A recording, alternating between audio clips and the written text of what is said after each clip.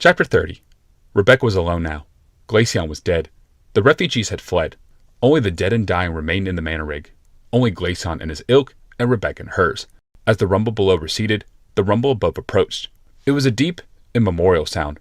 Hundreds of millions of tons of rock ground to grains of sand, and those grains in turn burst to leave only the dry husk of matter. It was the sound of life dissolving into death, and it approached. "It's going to grind our bones, Glaceon," Rebecca said with dry compassion. "It's going to grind us away to nothing." She patted his side gently. "Then we won't be alone anymore." There was a warmth beneath her hand. Glaceon's side was warm. A breath of hope hitched in her throat. "Could it be?" She touched his chest. It was cold and still. She touched his neck. The flesh was as algid as a meat in a cellar. There was no pulse. Her hand retreated again to his side. It was feverishly warm. "What is this?" She drew a white cloth from the black wound in his side. Beneath its savage stitching, the outline of the Phyrexian heartstone was obvious. Heartstones were uncharged crystals, though. This stone glowed with heat and light. Eyes cold in the dim chamber, Rebecca felt along the inside of the healing capsule. Her hand settled on a slim case of implements. She opened them, finding 3 scalpels. The smallest flashed in her fingers. It sliced open the mound of flesh. "Gods!" The skin split back like the desiccated rind of an old orange.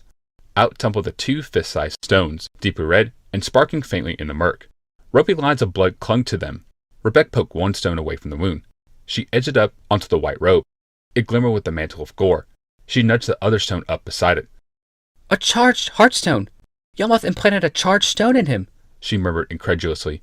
Even she, who felt Yalmoth crawling through every tissue, even she was surprised by this treachery.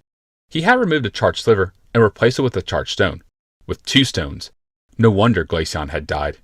The roar above grew suddenly louder. It would not be long now. Flinging away the scalpel, Rebecca savagely snapped up the 2 crystals. Congealed blood draped her wrist. She didn't care. The stones were warm. A gentle light danced with them. The same gentle light in each. They were not 2 stones, but 2 halves of a whole. Wiping the jagged edges against her husband's robes, she lifted them, lined them up, and slowly brought them together. As the halves neared each other, the light in them intensified. What seemed only a failing spark became a flickering flame, and then a whirling flame. The crystals glowed. They beamed. Jags of energy arched between them. With each jolt, the heat increased. Blood dried, burst into quick flames, and blazed away. The heat was excruciating. Rebecca thrust the halves together. They met. Shorn edges joined and fused. The separate blazes in each half fled together and ignited a white-blue radiance. It was blinding. It was searing. It illuminated the whole manor rig. Those who lay dying moaned, thinking the white cloud had set upon them. Rebecca tried to shy from the radiance. She collapsed, but the thing was still clutched in her hands. It would not release her. A mind spoke to her out of that crystal, a mind that has been split in 2. "Darling, I am here." She could not respond. She was terrified. "It is I, Glaceon."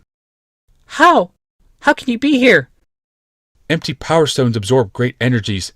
They take on the properties of the energies they absorb. This stone had absorbed my power, my personality, my mind. It is charged with my mind." "A planeswalker," Rebecca said in remembrance. "I had that destiny within me. Yes, though it was never realized, but it lives on in this stone." The light was beaming, so warm. She did not want to think of the coming cloud. "Yes, you live on." "You must descend, Rebecca. We must descend." She never thought she would hear this, not from Glaceon. "No, Yalmoth is a monster. We cannot join him."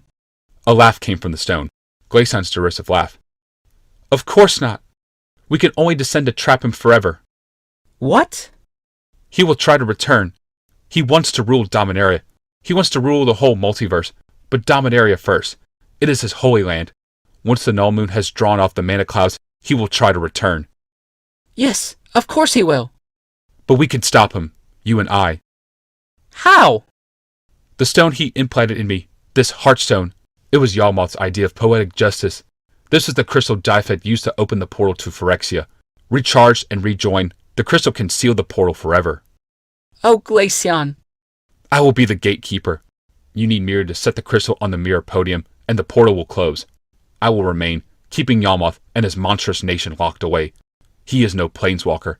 He will not escape his Phyrexia. His world will become his prison."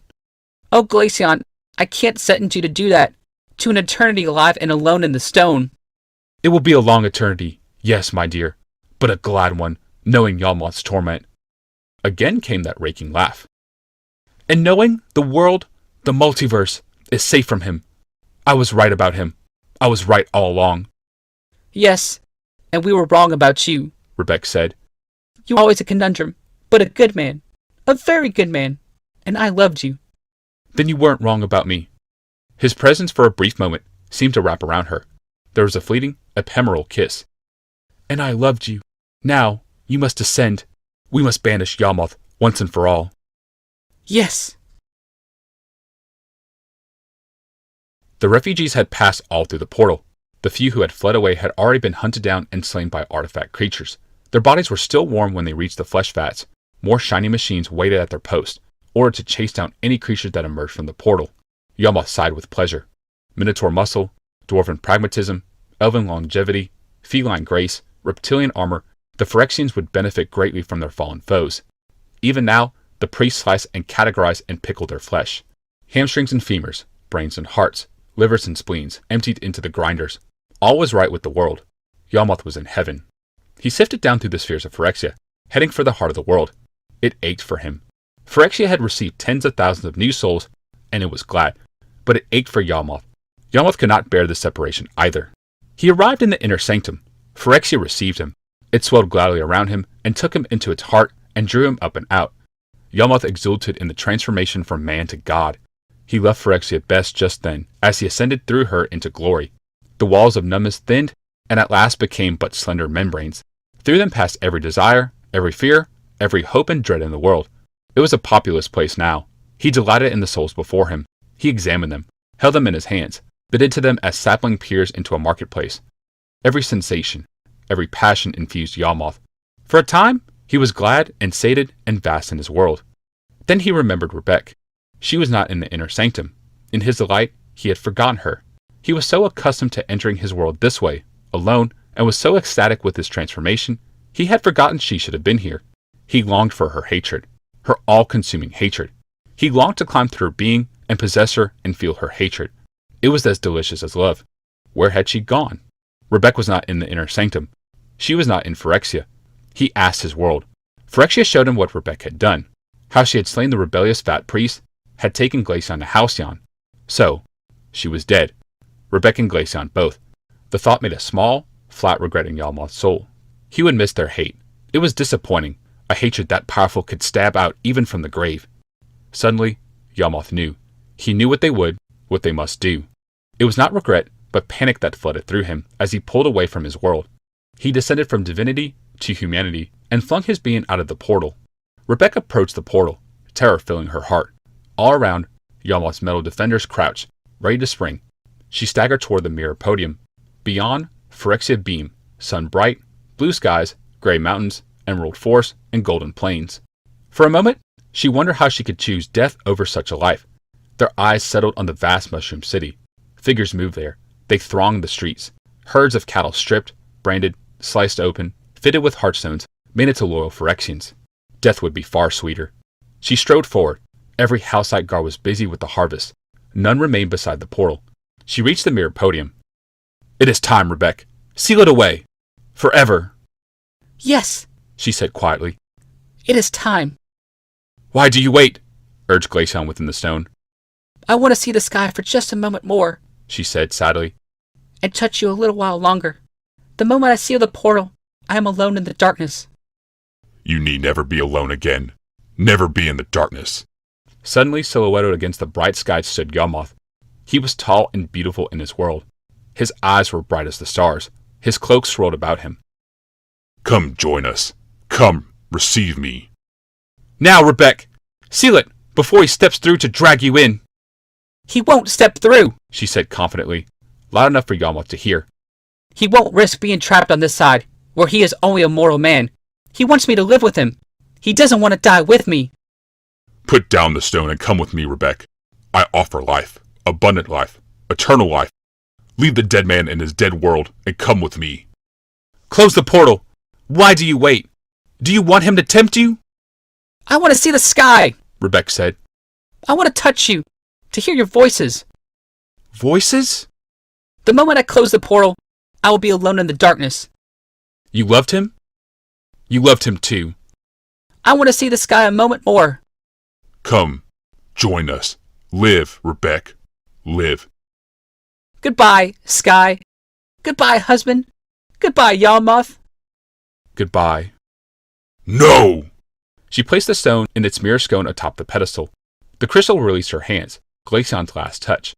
No sooner was the stone in place than light flared through the cave. Long crystals in the ceiling blazed. Lightning surged outward along the wires that spread from the pedestal. All around the room, the metal guardians of Phyrexia came to breathe life. The crabs snapped their claws as energy clawed around the carapace.